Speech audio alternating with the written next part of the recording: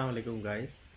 आज का जो टॉपिक है वो बहुत सारे लोगों की रिक्वेस्ट थी। कोई बहुत ही बेसिक टॉपिक है जिसके अंदर हम इक्वल्स और हैश कोड और टू स्ट्रिंग को थोड़ा सा देखेंगे, क्योंकि इसमें बहुत सारी कन्फ्यूजन होती है कि हैश कोड क्या है, टू स्ट्रिंग क्या है, और ये दोनों आपस में किस तरीके से कनेक्ट करते हैं इक्वल्स के साथ।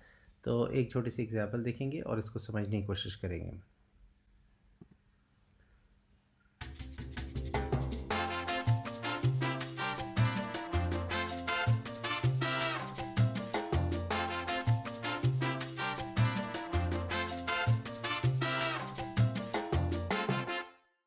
एक ये छोटा सा प्रोग्राम हमने बनाया हुआ है, एक क्लास हमने बना दी जिसका नाम हमने ले लिया कस्टमर, और उसके अंदर दो फील्ड ले ली, कस्टमर का नेम और कस्टमर का एज।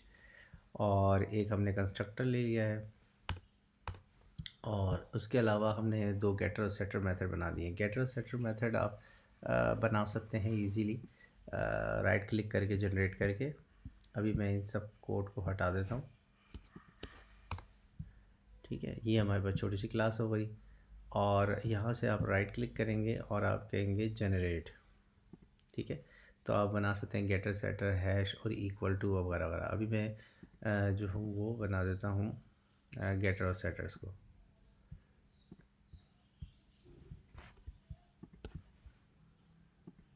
ठीक है, अच्छा अब आ जाते हैं मेन के अंदर। मेन के अंदर सबसे पहले तो हम ये देख लेते हैं कि टू स्ट्रिंग तो बहुत ही सिंपल है कि जब आप कोई ऑब्जेक्ट बनाते हैं और आप उसे प्रिंट करते हैं तो क्या होता है, तो वो आपको किस तरीके से प्रिंट करता है। लेट सपोज कि मैं इस ऑब्जेक्ट को प्रिंट करता हूँ।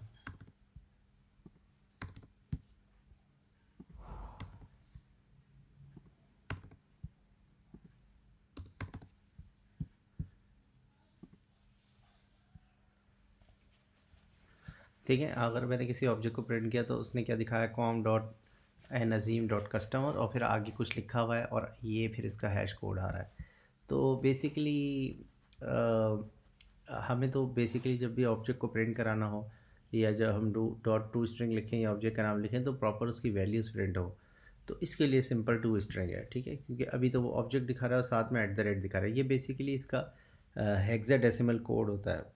तो ये इसका हैश कोड है। तो हैश कोड का बेसिकली अगर मैं इसको कॉपी करूँ, तो मैं इसको अगर सर्च करूँ, तो integer to hash hexa decimal,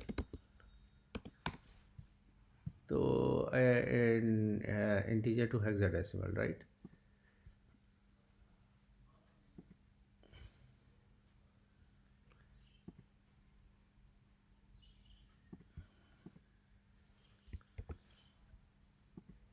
ठीक है, तो ये अब ये देखें इस तरीके से 32, इस तरीके से ये नंबर आ जाता है 32 टू एफ वगैरह। तो ये जो आपको शो हो रहा है बेसिकली ये हेक्साडेसिमल नंबर है। ठीक है, तो जब हमने इस तरीके से प्रिंट कराएंगे तो हमें सही वैल्यू नहीं मिलेगी। तो उसके लिए सिंपल हम टू स्ट्रिंग लगा देंगे। टू स्ट्रिंग पे जाएंगे, हम जनरेट करेंगे और हम कह देंगे कि टू स्ट्रिंग ले आओ। ठीक है, टू स्ट्रिंग कुछ भी नहीं करता, सिंपल सारी वैल्यूज़ को कॉन्केटिनेट करके डिस्प्ले कर देता है। अगर हम प्रिंट कराते हैं ऑब्जेक्ट को, तो हम प्रॉपर ऑब्जेक्ट हमें मिलेगा। ठीक है, और उसमें नाम और वैल्यूज़ के साथ मिलेगा, राइट।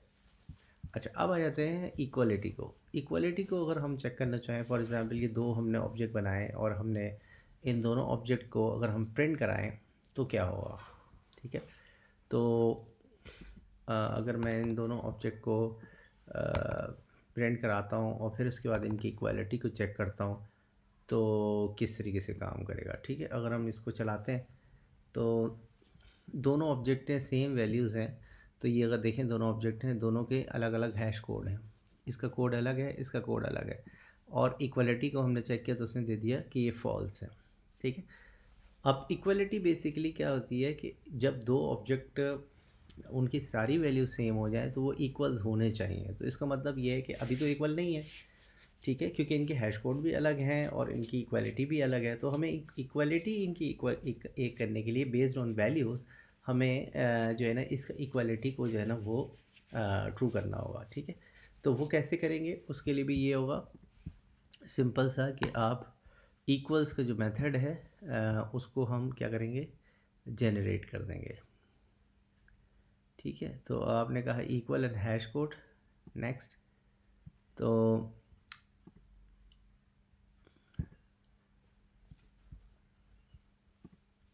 ठीक है, तो इक्वल्स को फॉर एग्जांपल हम ले लेते हैं, हैश कोड को भी हम हटा देते हैं।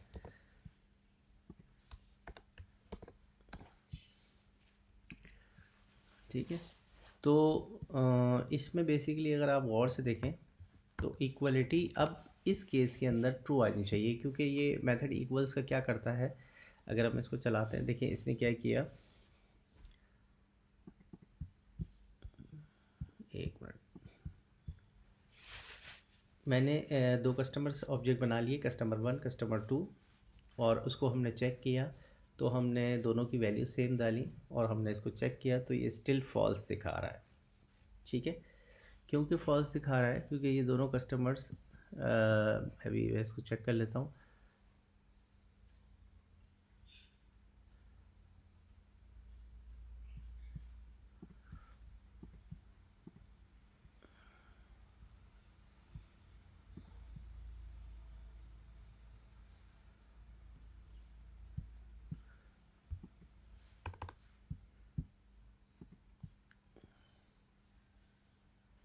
ठीक है, देखें अब इसमें क्या किया, जब हमने दोनों कस्टमर्स को साथ लिखा लाइन नंबर 22 के अंदर, तो इसने फॉल्स दिया बिकॉज के ये कस्टमर्स के इस वक्त जो है इक्वालिटी को नहीं चेक कर रहा, बल्कि उसके जो इसके अंदर जो हैश कोड है उसको चेक कर रहा है। तो बेस्ड ऑन हैश कोड ये वाली वैल्यू फॉल्स आ रही है, ये आपको दिख रहा होगा यहाँ पर कि ये फॉल्स आ रही है बिकॉज कि ये दो ऑब्जेक्ट इक्वल नहीं है। ठीक है, लेकिन अगर आप उनकी इक्वालिटी को चेक करना है तो आपने इक्वल्स का मेथड आपने बनाया, तो अब ये दोनों वैल्यू सेम है तो ये ट्रू दिखा रहा है, राइट। तो ये बहुत सारे इंटरव्यू में सवाल पूछे जाते हैं, ये इक्वल लगाया जाता है और ये दोनों ऑब्जेक्ट दिखाए जाते हैं कि ये दोनों सेम है, तो ये नहीं होंगे क्योंकि आपने इक्वल्स का मेथड अगर आप ओवरराइड नहीं करेंगे तो फिर इस, अगर अब इक्वल्स का मेथड हम ओवरराइड नहीं करते तब भी ये फॉल्स आ जाएगा। अगर हम उस मेथड को हटा देंगे ना तो ये यहाँ पर ये तब भी फॉल्स आ जाएगा। ठीक है, तो ये चीज़ है। अब दूसरा एग्जांपल और देखते हैं इक्वलिटी की। जैसे मैंने दो स्ट्रिंग ले ली, एप्पल जावा एप्पल और जावा एप्पल दोनों ले ली। तो पहले जो कंपाइलर होते थे वो इसको जब हम इक्वालिटी को चेक करते थे वो फॉल्स देते थे। अभी जो 1.8 है उसके अंदर क्या किया हुआ है, इस चीज़ को हैंडल किया हुआ है।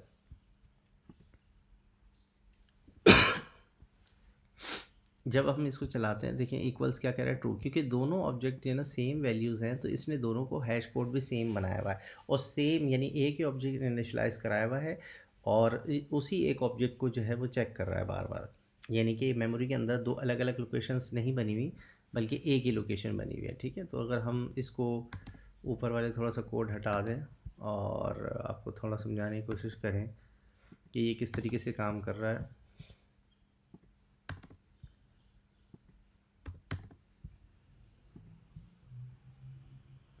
तो अगर मैं देखें, ये देखें, अगर मैं ये हैश कोड दोनों के चेक करता हूँ कि दोनों दोनों ऑब्जेक्ट के दोनों जो ऑब्जेक्ट हैं इनके हैश कोड क्या हैं, तो दोनों के हैश कोड जो हैं वो सेम है। इसका मतलब ये हुआ कि ये मेमोरी के अंदर, हालांकि दो अलग अलग ऑब्जेक्ट हैं तो ये मेमोरी के अंदर एक ही लोकेशन पे बने हुए हैं, यानी एक ही लोकेशन पे पॉइंट कर रहे हैं, इसके लिए अलग नहीं किया। जो पुराने कंपाइलर थे उसमें ये होता था कि जब आप स्ट्रिंग बनाते थे, जो कभी भी कोई स्ट्रिंग अगर सेम नाम की बनाते थे तो वो अलग ही एलोकेट करता था मेमोरी। लेकिन अभी ये थोड़ा एफिशिएंट इन्होंने कर दिया है तो ये दोनों के हैश कोड भी सेम है, इसलिए ये इक्वल्स आ रहा है। तो उस वक्त ये प्रॉब्लम आती थी तो बाद में उसको सॉल्व करने के लिए ये इक्वलिटी को इस तरीके से चेक किया गया तो वो बिल्कुल ठीक हो गया। ठीक है, तो ये एक पॉइंट है जो कि नए 1.8 कंपाइलर के अंदर जो है वो हैंडल हुई है। अदरवाइज़ जैसे अगर मैं इसका ज़रा सब स्ट्रिंग चेंज कर देता हूँ तो ये फ़ौरन ही जो है वो अलग मेमोरी एलोकेट करेगा, इसका हैश कोड भी अलग होगा और ये कभी भी इक्वल्स नहीं आएंगे। तो ये एक नए कंपाइलर में थोड़ी सी फीचर दिया हुआ है। ठीक है, अब हम चेक कर लेते हैं कि हैश कोड क्या चीज़ है और हैश कोड क्या है। बेसिकली अभी हम ऊपर देख रहे थे कि दो ऑब्जेक्ट हमने बनाए हुए थे, कस्टमर 1 कस्टमर 2, और हमने उनकी इक्वालिटी को चेक किया था लेकिन हैश कोड को नहीं चेक किया था। ठीक है, तो ये हमारे मुताबिक ये दोनों ऑब्जेक्ट जो हैं वो सेम ही हैं और हमने उनको बेसिकली यहाँ पर अगर हम प्रिंट कराएं दोनों के हैश कोड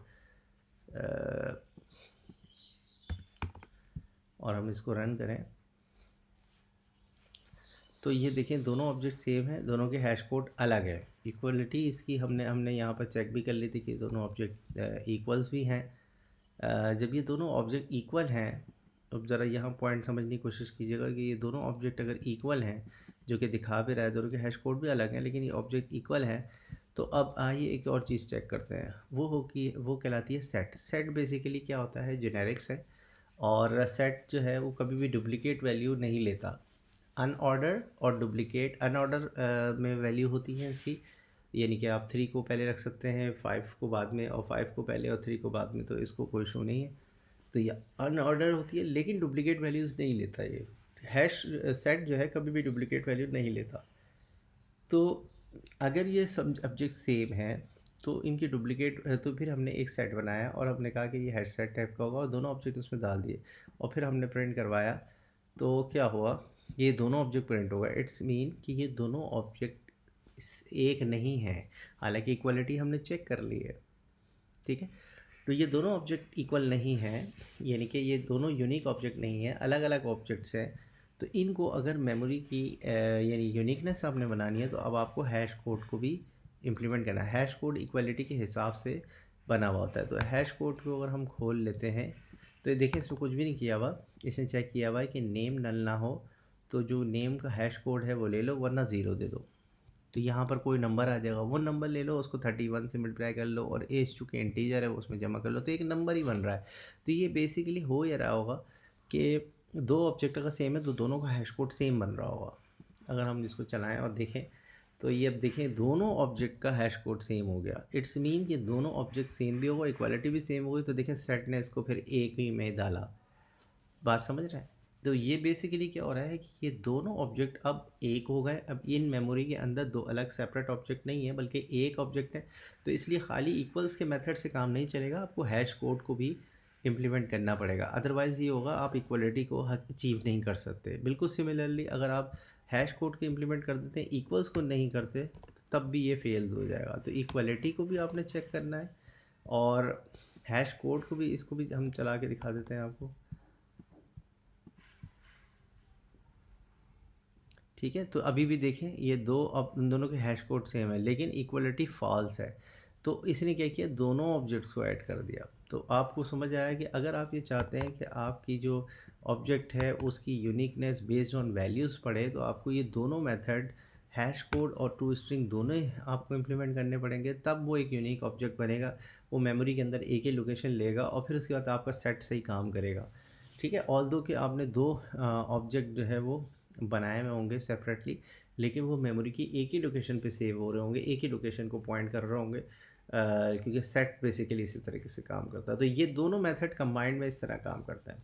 होपफुली आपको अंडरस्टैंड हो गया होगा। इसी तरीके से आप भी मुख्तलिफ वैल्यूज़ दे के इसको टेस्ट कर सकते हैं। और if you have any question, definitely you can ask. Thank you very much.